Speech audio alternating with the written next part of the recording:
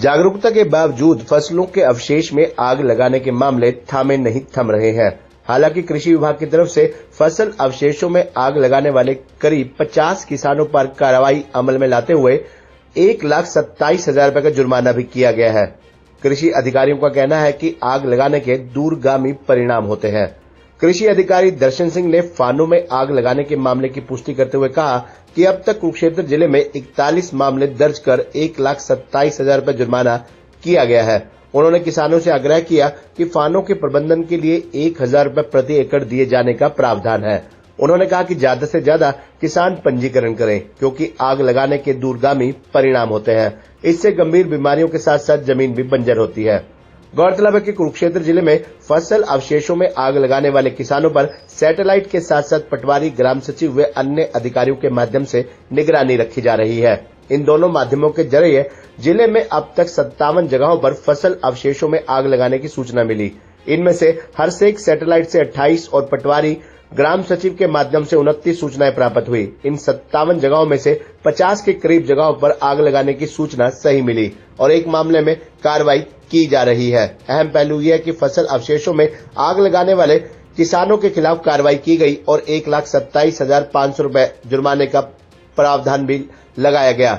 इस जुर्माने की राशि में से 1,12,500 रुपए की राशि जमा करवा ली गई है। यहाँ ये भी बता दें कि अब तक इस जिले में बासमती की 7,373 एकड़ और नॉन बासमती 86,980 एकड़ भूमि पर धान की फसल की कटाई का कार्य किया जा चुका है। अब तक कृषि विभाग के अधिकारियों को विभिन्न साधनों के जरिए 29 मामलों और हरसेक के माध्यम से 28 मामलों सहित 57 स्थानों पर फसल अवशेषों में आग लगाने की सूचना मिली थी। गौरतलब है कि राज्य सरकार की तरफ से फसल अवशेषों का प्रबंधन करने के लिए किसानों को आर्थिक रूप से लाभ भी दिया जा रहा है। किसानों को प्रति एकड़ 1,000 रुपए की सहायता राशि उपलब्ध करवाई जा रही है। इस योजना का अधिक से अधिक किसानों को फायदा उठाना चाहिए। सीआरएम स्कीम के तहत कृषि विभाग की तरफ से IEC एक्टिविटी का आयोजन लगातार किया जा रहा है। इन गतिविधियों के माध्यम से किसानों को फसल अवशेषों में आग न लगाने के फायदों और नुकसान के बारे में विस्तार से जानकारी भी दी जा रही है। तो इतने गंभीर मुद्दे को आप दिखा रहे हो। अब तक 28 केस आ चुके हैं हरसेक के, जो सैटेलाइट के थ्रू आते हैं। उनमें से 22 केस तो आइडेंटिफाई हो चुके हैं, उनका चालान कर दिया गया है। 6 केस ऐसे हैं जो नहीं मिले हैं, मतलब या तो शमशान घाट के पास या गांव में कहीं भी लोकेशन आई है उनकी।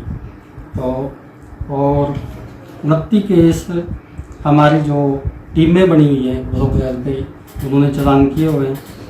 उनका फाइन कलेक्ट हो गया 1,27,500 टोटल डिस्ट्रिक्ट का कलेक्ट हो चुके हैं चालान के रूप में, पेनल्टी के रूप में।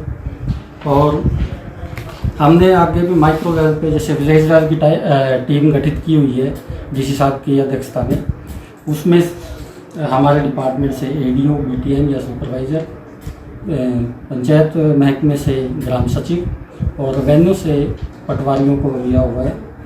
वो हर घटना पे अपनी पैनी नज़र जमाए हुए हैं और आगे भविष्य में मतलब डीसी साहब के निर्देशानुसार एक भी लोकेशन लाने का प्लान, माइक्रो प्लानिंग तैयार की हुई है। सर, किसानों को क्या कहेंगे जो आग लगाते हैं उनकी? जो किसानों से मेरा अनुरोध है कि सरकार ने 1,000 रुपये पर एकड़ इन सीटू यानी यथावत प्रबंधन के लिए, यानी उसमें मिक्स करने फाने, और एक्सीटू यानी खेत से बाहर निकालने फाने को बेल्स बना के, तो 1,000 रुपये पर एकड़ किसानों को दिया जाता है। तो किसानों से मेरी अनुरोध है कि ज़्यादा से ज़्यादा अपना पंजीकरण कराएं और इसका लाभ दें और आग ना लगाएं। इससे बहुत भयंकर नुकसान होते हैं और आगामी परिणाम है इसके। ज़मीन भी बंजर होती है और अनेक प्रकार की बीमारियाँ।